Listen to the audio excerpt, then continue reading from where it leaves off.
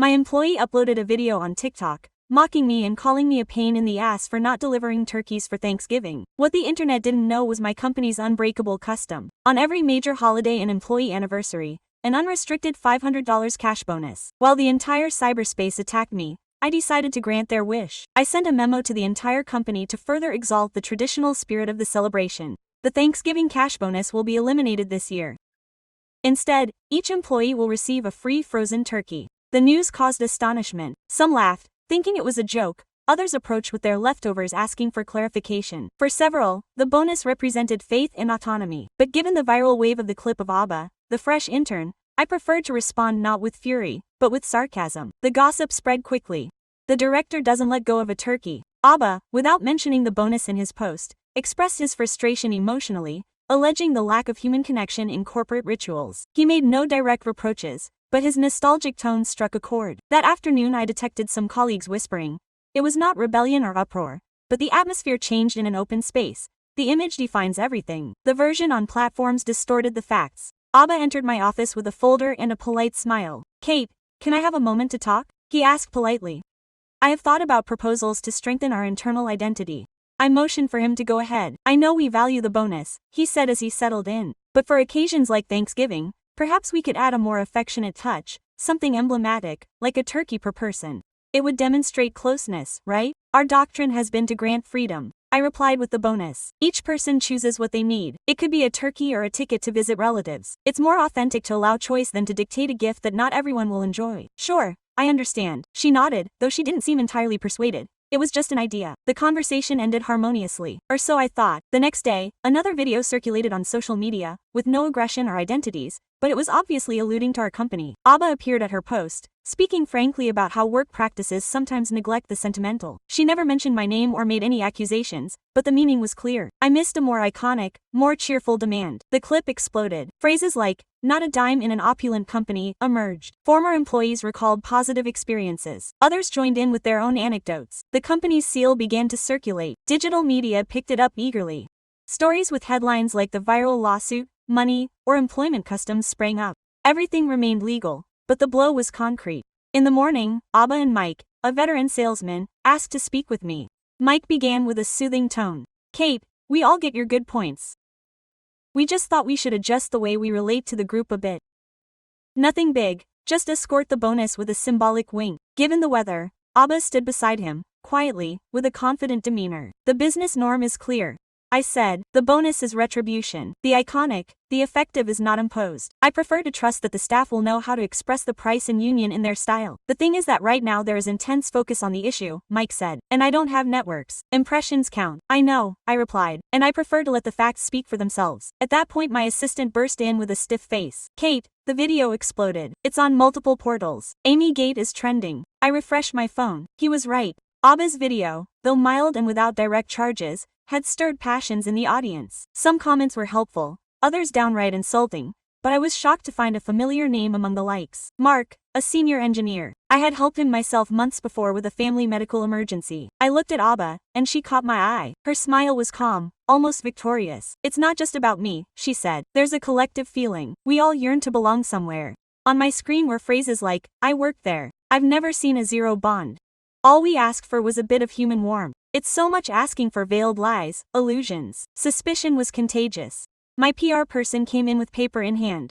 "Kate, let's put together a statement. We can show records of bonds, deposits, previous testimony. If we act quickly, we'll have the plot under control. And if it looks like an admission," I dug in. It fell for me. I had hoped that the truth would be enough. I reread the comments. Some colleagues joined in anonymously with stories that I couldn't verify, true or irrelevant, due to focus. Networks don't require evidence, only feelings. And something inside me clicked. I ate pizzas delivered to the tiny home office, anniversaries celebrated in style, overtime never required but always rewarded. I had given everything to forge an equitable, humane environment, and a subtle clip was enough to transmute my generosity into apparent disdain. My PR manager insisted. "Kate, if we keep quiet now, we'll lose the whole plot." "Don't be afraid," I said firmly, putting the draft aside. "We won't broadcast anything." My assistant looked at me, astonished, certain. "And yes, do it." I hung up, stood up, and walked over to the panoramic window. Press vans were already parking below. I let out an acid, humorless laugh. I wasn't giving in to Abba. I was giving in to my credulous belief in the kindness of others. Starting today,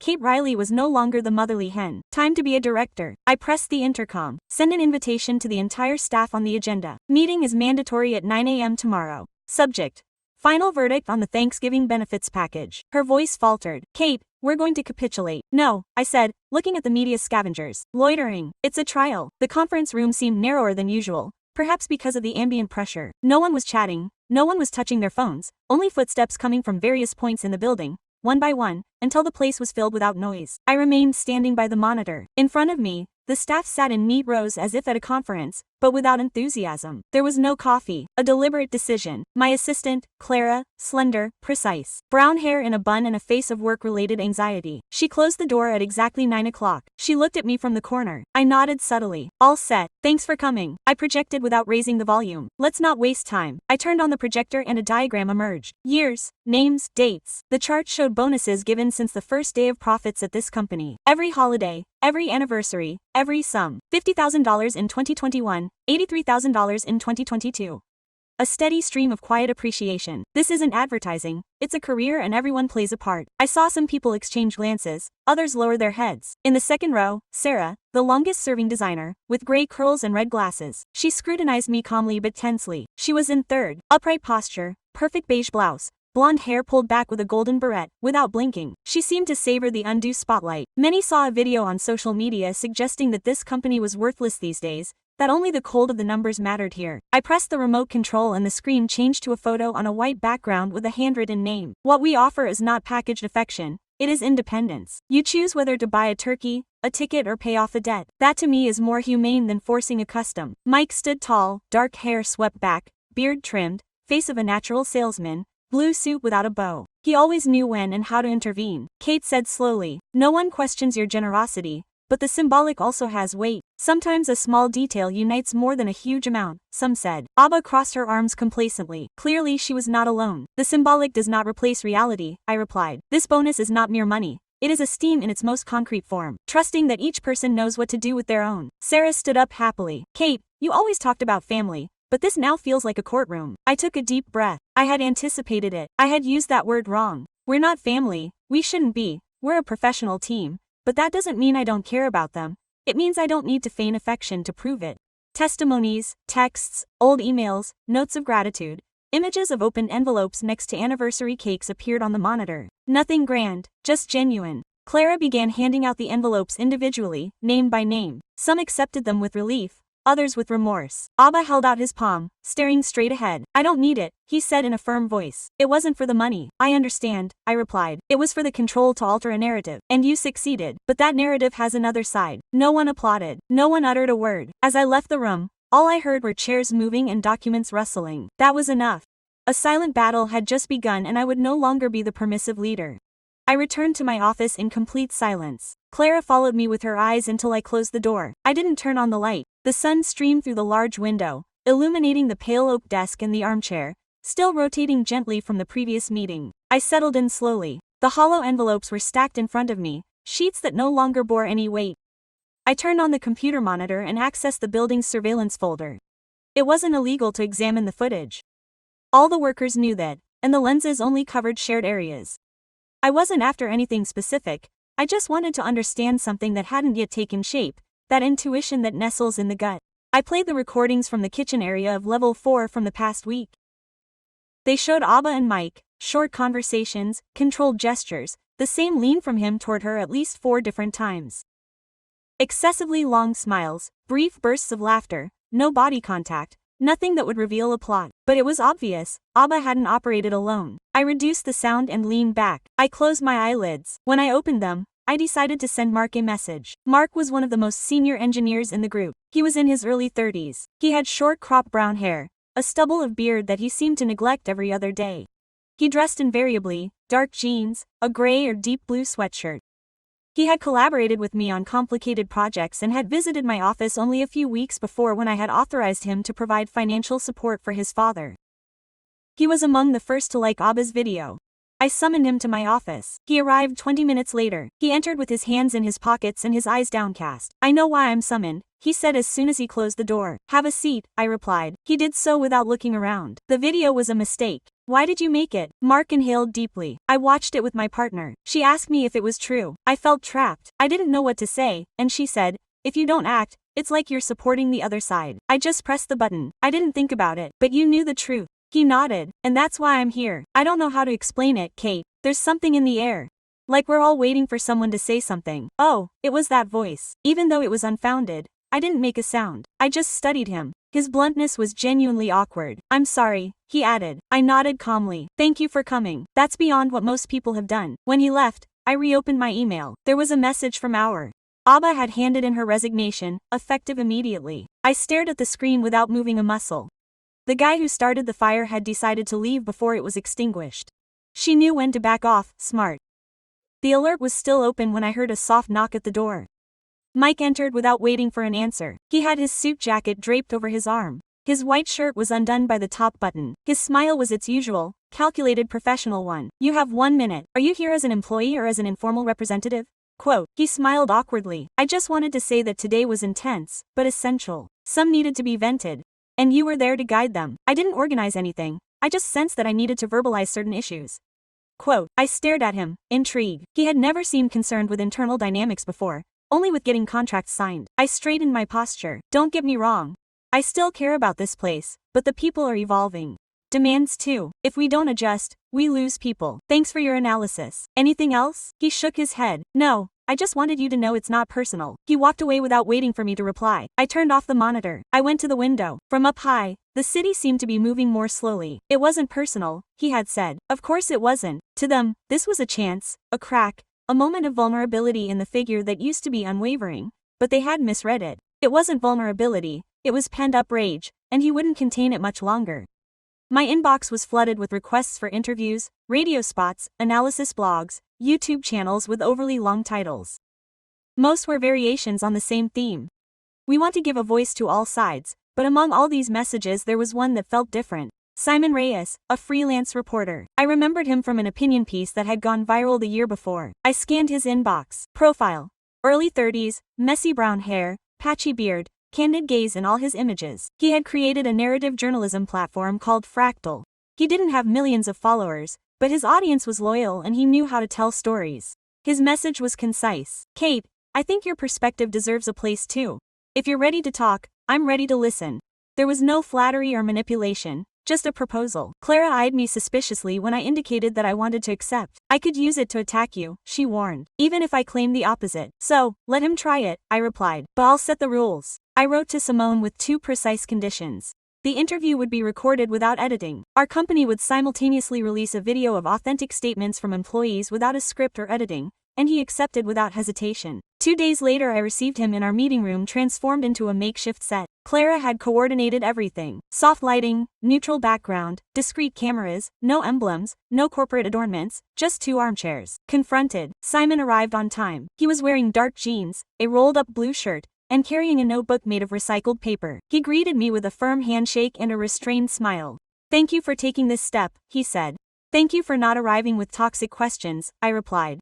Let's sit down. The cameras started recording. There was no script. The first questions were predictable. Origin of the company. Philosophy. How did we survive the early years? I answered honestly, without promoting epics. I mentioned the failures too. Then came the inevitable question. What did you feel when you saw Abba's video? I considered it for a moment.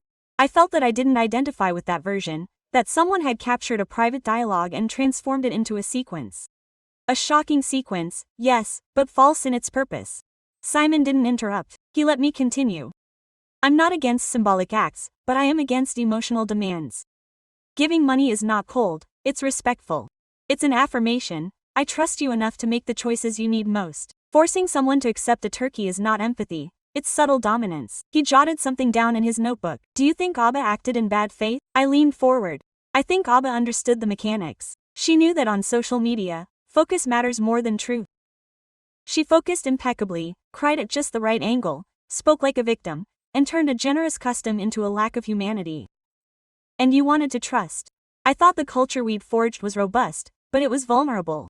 It only took one well-told story to make many forget what we shared. Simon studied me for a second longer, then looked down. Do you want to address something directly to your employees? Yes. I looked into the lens. I'm still here. I'm not hidden. I'm not flawless, but I've never lied. This company was built with effort, sleepless nights, and tough resolutions. And I always put people at the center, sometimes without them even realizing it. I don't need applause, I just want them to remember who they've really worked with. The interview lasted exactly an hour. When it was over, Simone turned off the recorder and said, "This is going to change some things. Hopefully it changes the questions at least." That same night we uploaded the entire interview to our social networks and Simone broadcast it on his channel. No cuts, no dramatic music, just two people talking face to face. But the real change came with the second video, a 12-minute documentary.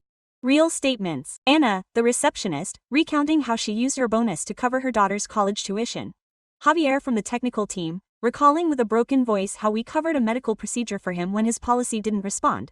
Mariana from the sales sector showing photos of her first flight on an airplane thanks to the Christmas bonus. Ordinary people, simple stories, no interpretation. The comments began to vary. Not everything is black and white. This side of us was unknown. Maybe we closed as an antagonist. It wasn't an absolution yet, but it was superior. Perspective. For the first time in weeks, I didn't feel like I was defending my image. I felt like I was getting my voice back. I was never drawn to checking social media metrics. I always saw them as fireworks, attractive lights that quickly go out. But that night I couldn't resist. Every minute the views grew. The interview surpassed 250,000 views, the documentary 400,000. The most fascinating thing wasn't the number, but the nuance of the comments. "Thank you for telling the other side. It made me reflect on how unfair we can be from the screen. This is not what we anticipated. It's superior. Something was wrong." It was an acclamation. It wasn't a pardon. It was something of greater weight. The story no longer depended on a single voice. Clara brought me an infusion and took a seat in the armchair across from my table. "I can't take it in," she said. "I thought no one would pay attention, that they had already taken a position. People hear clearly, you just have to address them as mature people." She smiled reservedly. And now she continues to wait, but not for long. 2 hours later, as if she had been biding her time, Abba uploaded a new video. She was seen in her apartment with soft lighting, a cream-colored sweatshirt, and her hair tied back in a loose bun. She wore discreet makeup, but in a style that feigns carelessness. She knew exactly how to generate intimacy on screen. "Hello, everyone. I rarely speak when matters cool down, but I feel I should clarify a few points." Her voice was calm, delicate, and she sounded hurt, not angry. She stated that she never intended to harm anyone, that she only wanted to open a dialogue about the emotional climate in work environments, and that her intention was not to attack the company or me. She didn't mention me, of course, but every sentence was designed to make the audience understand that she had been misunderstood, that she had been unfairly exposed. I hold no grudge against Kate. She acts according to what she considers fair. I just have a different opinion. It was a measured, refined, and risky move. For a moment, I feared the tide was turning again, but this time the reactions varied. "If it wasn't personal, why did you alter her audio? And the reporter who was your ex-lover was also a coincidence." Feelings do not excuse alteration. Doubts arose, arguments ensued, and above all people began to note the backstage connections. That same afternoon, an unexpected message arrived. Renata hadn't spoken to her in years. She had been one of the first to join the firm, back when we operated from a shared space and used borrowed chairs, with straight black hair, an oval face, and piercing eyes. She was always sharp, quick to interpret an environment and tolerant of the banal. She left after receiving a scholarship to study abroad. I understood, but it still hurt. The text was concise. "I saw your interview and the report. If you need support to restore your internal environment, I can do it. No motivational talks, no empty expressions." I contacted her instantly. She answered on the first ring. "Hello, Kate. I thought I wouldn't hear from you again. I thought you wouldn't need me anymore. You've been in town for 3 months. You work with companies that are facing cultural crises. It seems to be my forte." Now there was a short pause. "Are you ready to come back even for a while?" "Only if I can put things as they are." I smiled. Renata hadn't changed. "Ideal. I'll see you in my office early tomorrow." I hung up. Clara was watching me from the corridor with curiosity. "Everything is in order." "It will be." I returned to my desk. There was an envelope with no return address on the keyboard. I opened it. A sheet of paper folded in 3 with anonymous printed letters. "All the wealth in the world doesn't earn respect." Clara approached, worried. "Do you want us to review the recordings?" "No," I said, folding the paper and putting it in the drawer. "Let it stay there. It reminds me exactly of what we were confronted with." It was no longer a question of networks or of an inmate with the ability to act in front of a camera. It was something deeper. It was the cost of having tried to be fair in a world that opted for simplicity. Renata arrived at Sinto's Inn at precisely 800.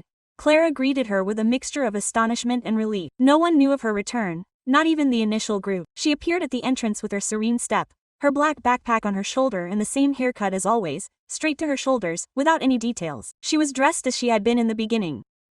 White button-down shirt, high-waisted black pants, simple sneakers, no emblem of power, but she moved with a confidence that made everyone move aside in the hallways. She entered my office and closed the door behind her. "You have less vegetation," she said, looking around. "They died in the storm, not just the vegetation." I watched the videos. I nodded and sat down. She did too. "I need you to help me restore something," I said, "not just trust, something more solid, the structure." Renata crossed her legs. "I can't guarantee that it will work. Sometimes cultures break down because they've already completed their stage. And do you think that's the case with us? I don't know yet, but if you want me to investigate, I need access to talk to everyone or go without them feeling watched." "You will." "Yes, but without barriers. If I detect any damage, I will tell you to your face." "That's exactly what I need." We shook hands. Her pressure was firm, as was her gaze. For the next week, Renata settled into a meeting room she called the Black Box. There she convened small groups of workers, 4 or 5 at a time, sometimes mixed by area, sometimes by seniority. No one knew exactly what she was investigating, but they came out different, more relaxed or more tense. I didn't participate, she banned me. If you're in the room, everything changes. The facades return, and I didn't come to see facades. Clara told me what she heard in the hallways. There was interest, but also concern. Some thought it was an emotional evaluation, others that we were looking for someone to blame. But Renata wasn't looking for that. She was looking for cracks. One afternoon she asked me to come in alone. "Kate, your culture became vertical without you realizing it." "Why do you say that?" "Because everyone admires you, but they also fear you. No one wants to let you down, but no one feels they can talk to you like they used to." That impacted me more than I expected. "When did it happen?" "When you started to succeed, when you stopped being on the ground with them and started protecting them from above. It's not your fault, but it happened." "And what do you suggest?" Renata stood up, went to the whiteboard, and wrote down 3 terms: freedom, clarity, courage, 3 new supports. Freedom to have a different opinion without fear, clarity to express what is expected, courage to speak even when it's uncomfortable. I fell silent. "And how do we make them tangible?" "Taking a step back, allowing the team to figure it out too. Not just you, involving them in things that used to be yours to set, like incentives, like bonuses." That made me raise an eyebrow. "Do you want them to vote on whether they prefer bonuses or turkey?" "I want them to choose between real options, not money or nothing. Let them decide what best reflects the spirit of the holidays for them. You give freedom, now make it mutual." She was bold, but also rational, sincere. That night we ate together, not at the office, at my home. Renata prepared. She had always been good at it.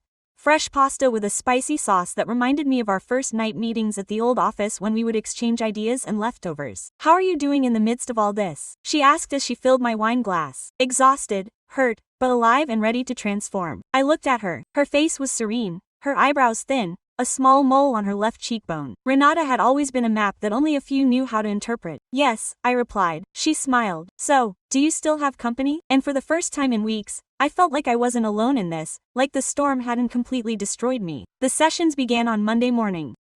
Renata called them circles of trust, although some quietly called them group therapy. It didn't bother me.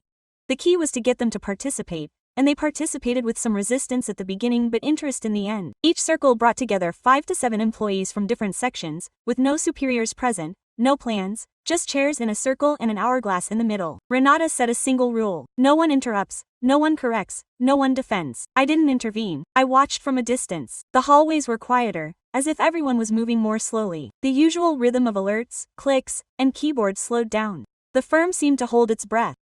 3 days went by before Renata called me. "I need you to come to a session today." "Yes, but not as a leader, like Kate." My stomach nodded. I accepted. At 160, I entered the room. I recognized a few faces. Javier from technical, Mariana from sales, Teo from development, and Sarah, my experienced designer. She was also clear, sitting with her back straight and her hands in her lap. Renata pointed me to a chair. There was no title on the board, no notes. "I will not lead the session today," she said. "I will just hold space. Kate is here to listen. If you wish to speak, you may." The silence was long, uncomfortable. No one looked directly at me until Teo, young, thin, with curly hair and a black t-shirt, raised his voice. "I never imagined I would be afraid to speak here, but after what happened with Abba, I felt that everything was more vulnerable than I thought." Sarah continued. "I have always admired Kate, but over the years I have felt more distant from her. Before, she would walk by our stations, chatting with everyone, but later it was as if you were hiding behind envelopes. It hurt more than I anticipated." "It wasn't deliberate," I replied. "I know," she said, "but silence also conveys meaning." Javier,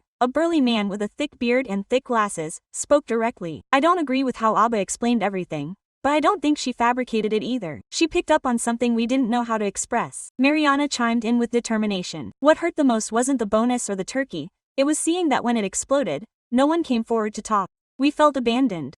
My throat closed up for a moment. I was afraid that any words would make things worse. Clara, who had been silent the entire time, looked up.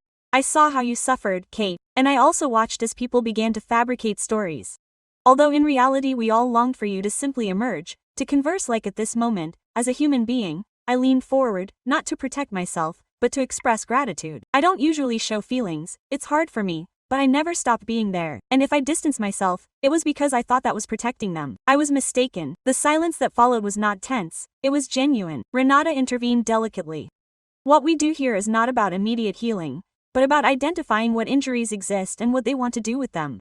After the meeting, I remained alone in the room for a few moments. I looked at the hourglass that was no longer flowing. I experienced something different, not absolution, but authenticity. When I left, I found Marco putting things away at the entrance. He asked me for a moment. I saw your statement, he commented, and also the report, but that does not change what happened. I understand. I just wanted to express that I regret having been suspicious and having remained silent. Thank you. I paused. And if at any time you trust me again for a bigger initiative, I am available.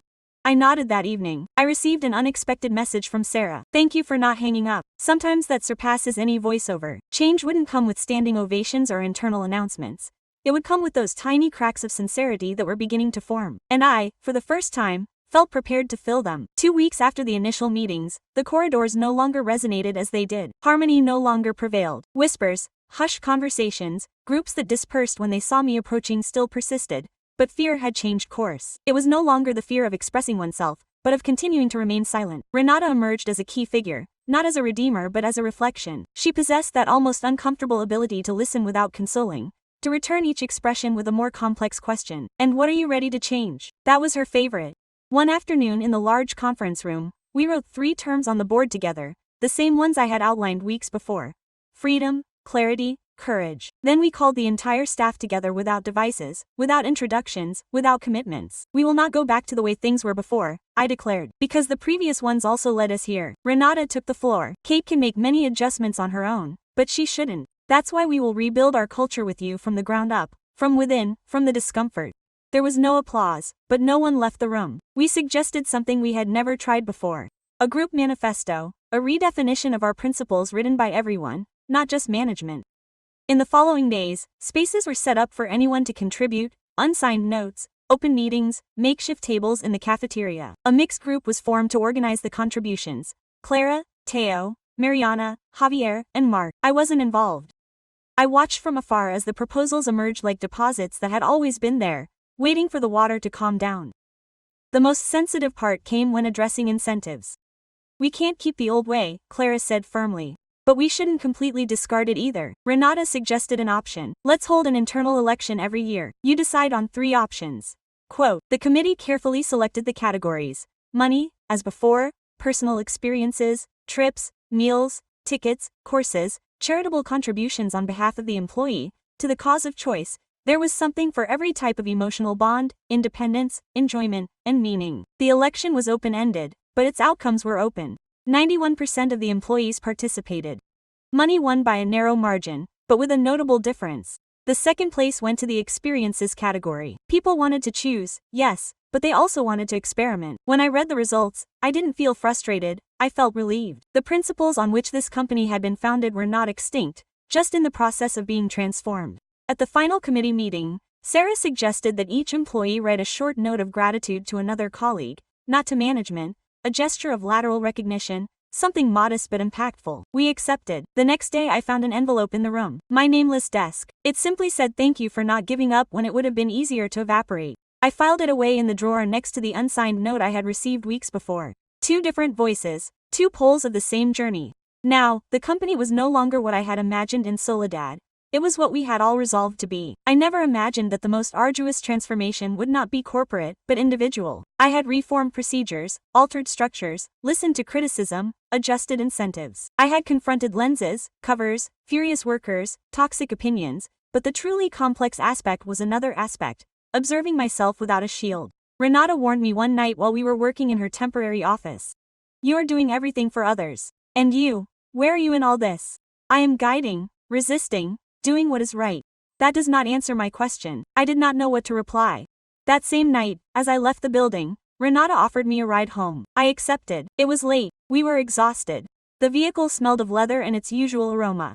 During the ride we didn't talk, just instrumental melodies in the background. The city passed in slow motion outside the windows. When I got to my apartment I heard myself say, "Do you want to go up and eat?" She looked at me without surprise. "Do you cook?" I order food. That's also cooking. It came up. We ordered sushi. We didn't talk about work matters. For the first time in years, Renata asked me about my mother, about my reading, about the silence that had settled between us after her departure years ago. Not as censorship, as genuine interest. I told her things that even Clara didn't know about. She listened to me without interrupting. "I didn't think you still trusted me," she said in an instant. "I didn't think you would come back. And now I think you were never completely absent." There was something different in her gaze that night, softer, less critical. For the first time I didn't feel judged, I felt noticed. Nothing else happened. There was no rush. But the next day, when I entered the office, something in me had changed. I walked more upright, more lightly, not because I had solved everything, but because I couldn't stand being alone anymore. I began to talk more with the team, to stay in the common room a few extra minutes,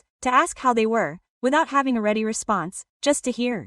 People noticed the variation. They didn't make big observations, but they smiled at me more. They would greet me with their eyes again, not with an automatic movement. And that was all it required. Renata and I didn't talk about what existed between us, but it was there in the pleasant silences, in the coffees that weren't explained, in the messages signed with short phrases like, "Take care," or, "I loved what you said today." Quote, "One afternoon we went for a walk. It wasn't planned, we just needed oxygen. We went to the park near the building. We settled on a stone bench under an old tree. Do you know what I thought when I got back? She told me you were going to be devastated, that anger had eaten you alive. It was, but then it transformed into something else. What? A lucidity, of what I desire, of what I can't stand repeating." She nodded, took off her sunglasses, and looked at me with her dark, serene eyes. "You have the right to desire things, Kate, not just to keep them." I didn't respond, but I kept it inside. That night, as I made my coffee, I stared at the kitchen, the chairs, the empty table. I didn't feel isolated, I felt spacious, and for the first time in a long time I felt renewed, not different, but closer to who I had been before building empires. The notification reappeared on my phone one morning without warning. "That CCN has uploaded a new video." I wasn't following her, sure, but the algorithm, that curious being, still thrived on the scandal. Her face appeared on the screen, paler, without tears, without soft filters, just Abba, sitting in front of a white wall with a natural light that made everything seem spontaneous. I pressed play. "Hello," she said. "This will probably be the last time I talk about any of this." She had the tired tone of someone who wants to close a chapter, but with that subtle theatricality that I also knew her for. Neither victim nor culprit, a fractured storyteller, the internet's darling. I don't regret having raised my voice, but I do in some ways. The noise became bigger than the message and the message more diffuse than my purpose. She paused. "I know that many people have unfollowed me, that others see me as manipulative, that others don't even remember me anymore." I cut the video there, not because it bothered me, but because it no longer mattered. Clara looked at me from the doorway with a folder in her hand. "Did you see her?" "Yes. And she's fading away." Abba hadn't lost control. She had let him go. It was a clever strategy. Getting off the stage before the curtain could crush her.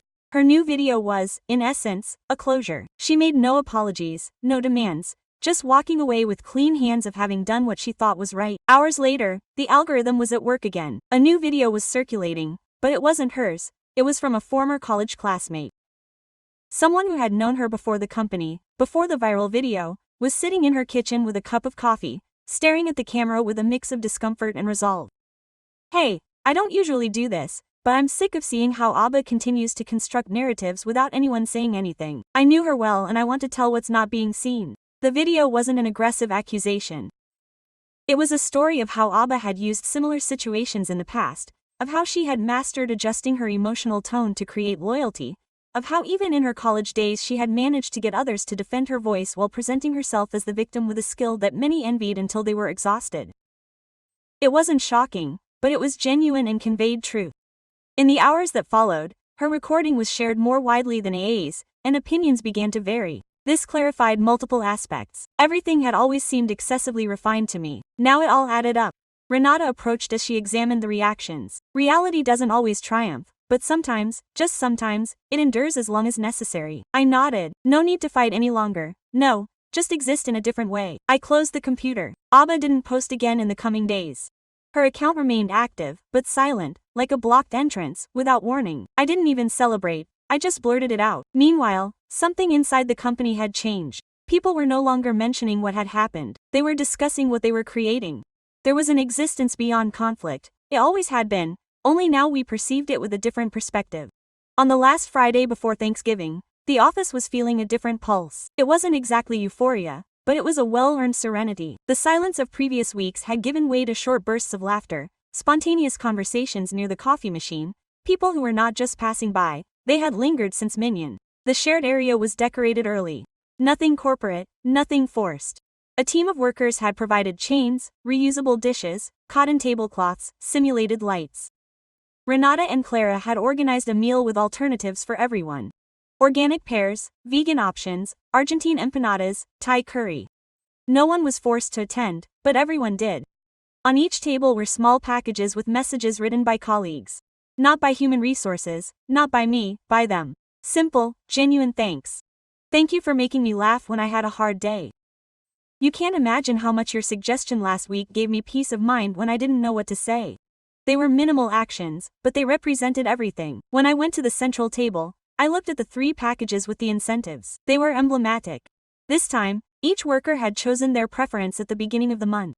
Some received money, others experiences, some donated. Everything was handled clearly. No gossip, no protests. Mark approached with a glass of cider in his hand. This year I opted for the donation. He told me, I want that fund to go to an animal shelter. I talked about it with my daughter. It was her suggestion. I smiled. She already has more sensitivity than many adults. She acquired it here. Then Teo arrived with a folder in his hand. You have 1 minute. Of course. The folder included a file titled Cultural Manifesto, Living Version. This is not the end, he said. It is a document that will continue to change as we do. I opened it. On the home page were the 3 words: freedom, transparency, courage, and beneath them an unsigned group prayer. We want to work in a place where speaking the truth is not a rarity but the standard. I looked around. The company was not the one I had originally imagined, but it was one I wanted to continue working with.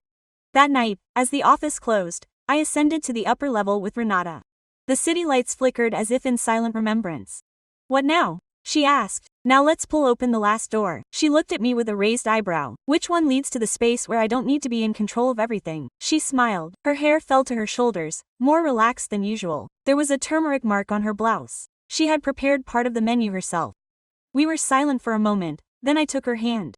We didn't need to make any announcements or make any boundaries, just to stand there. After weeks of hustle and bustle, of deception, of restructuring, what I appreciated most was this: the tranquility after the earthquake. Before leaving, I stopped by my office. I opened the compartment where I had stored the 2 anonymous letters. I read them both.